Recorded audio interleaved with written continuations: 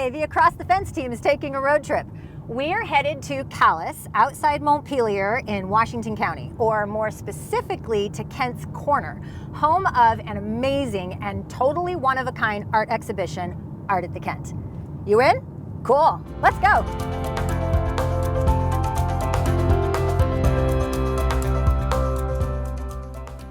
Approaching Kent's Corner, cell phone service starts to get spotty, but it feels right to be unplugged, ready to take it all in. The three Kent curators, David Sheets, Nell Emlin, and Allison Evans, all live down the road. Almost 20 years ago, they had a vision: 19th century setting, 21st century art.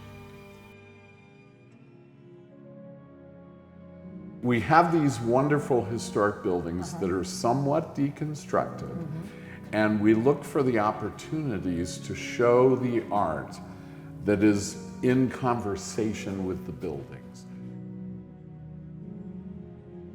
We want you to see the buildings.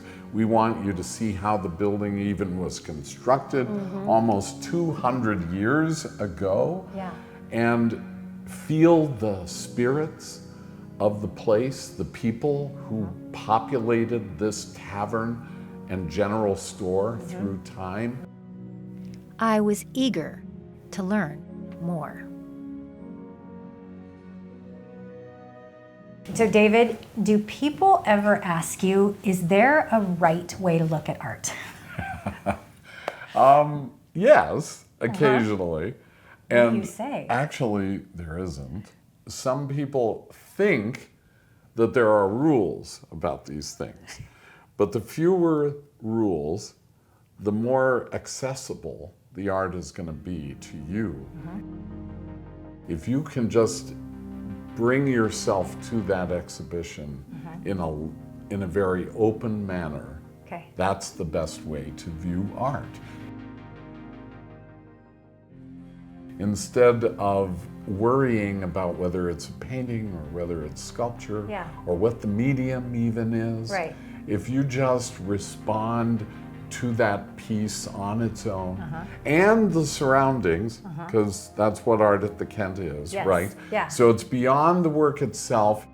It's how the conversation between works of art and with the buildings, those conversations, you just need to take it all in. The Kent works with Vermont artists exclusively and only once during their career. We're a small state. I wondered, how is that even possible?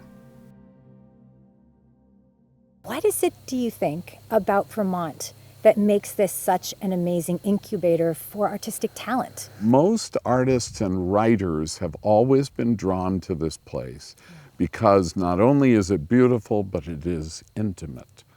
This is a very intimate state, and yet not overpopulated.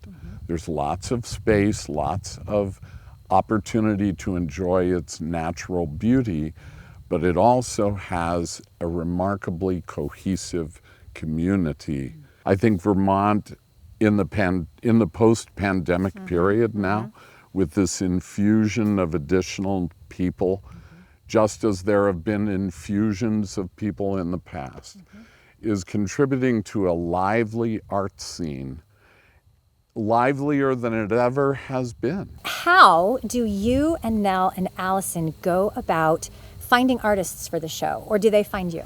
So Allie and Nell have more time than I do.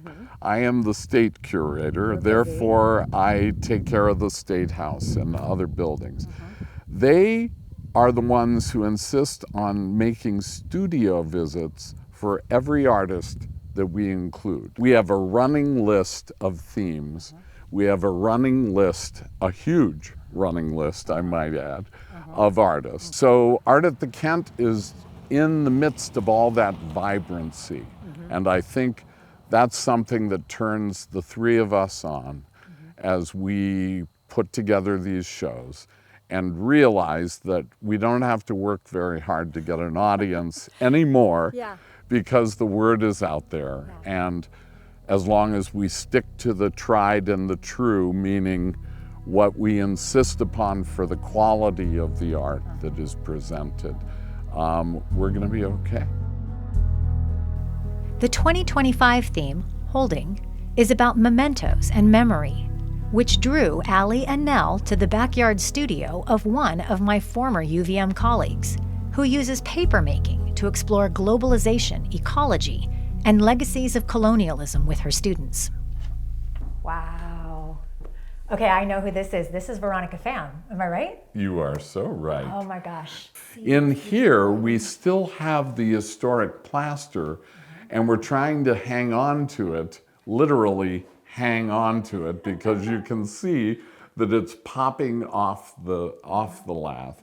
But in this case, we have actual graffiti from well over 100 years ago, when there were workers above the general store who were making butter tubs, and they were making all kinds of products for sale in the general store down below. I can see how that and her work are kind of talking to each other. Is that something that you aim to do when you're figuring out where art goes in the Kent? That is art at the Kent at its essence.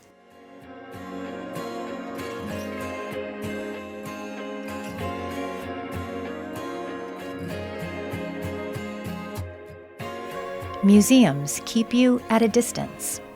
The Kent encourages intimacy. Veronica's paper panels move and sway as you walk through them. Snippets of watermarked language appear and disappear.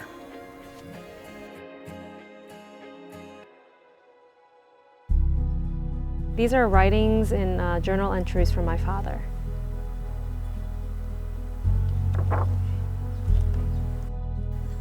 It's really obscure because you can't quite see it until the light catches it.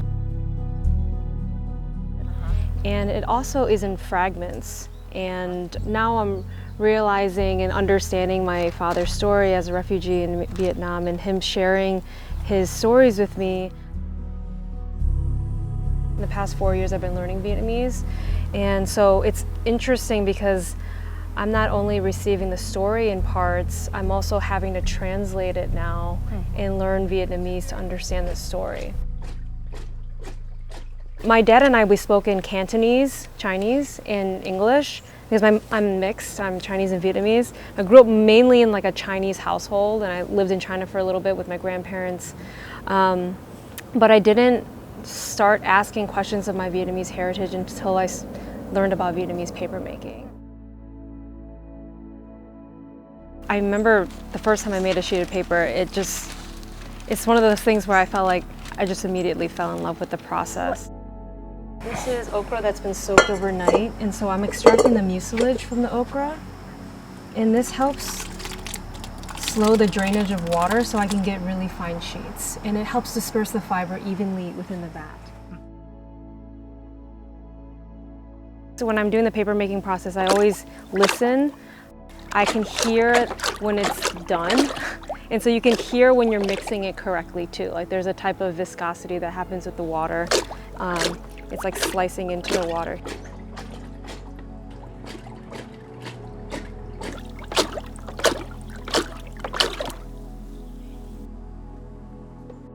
This is the woven bamboo screen. This is the lim sao in Vietnamese, and it's bamboo splints tactfully woven together. There's only one tool maker that makes this in Hanoi, and he has been practicing this craft for over 6 generations. He learned it from his grandfather.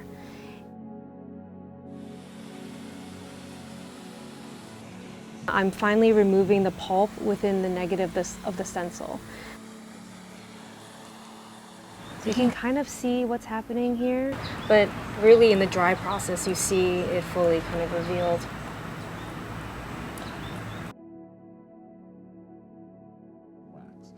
And, you know, a few of us. Slowly, I'm letting go of the rules. This made me feel better because you just got so close, and that made my museum self go, oh no, but that's okay. Here we're allowed to get close. Especially within costume. Connecting with the building's history. This is the ballroom, which is the biggest room in the building by far.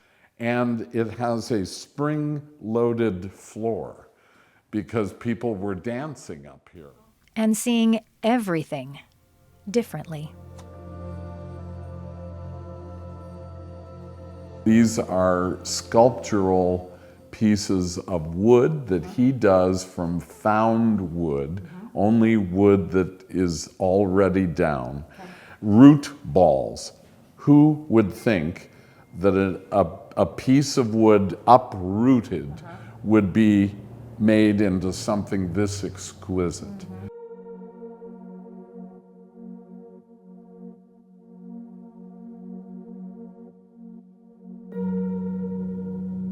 David, who should come to the Kent?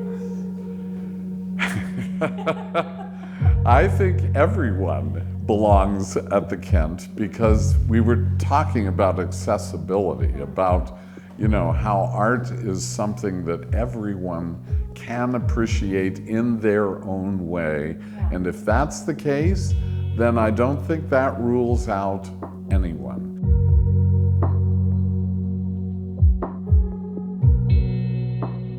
And when art astonishes, people realize this is not that hard to love. Yeah. In fact, loving art is actually pretty easy if you get past all the garbage that some people put in front of art, you know. This is special, this is inaccessible. Yeah, this is art with And, a capital A. and inaccessible is no longer appropriate. I think we're beginning to understand that we live with art all the time in small ways and large ways. And that's what we need to do for the rest of our lives. We need to enjoy it. We need to find it wherever we can. And I think Art at the Kent is an exercise that helps us understand that and breaks down the barriers between the audience and the artist. Maybe my favorite thing about the Kent is it could be anywhere in Vermont. We're a beautiful, magical state filled with vibrant, creative people. The Kent just puts that lightning in a bottle, and what an incredible show it is. Come and see for yourself. I'm Amy Finley. This is Across the Fence. Come back and let's learn and explore again tomorrow.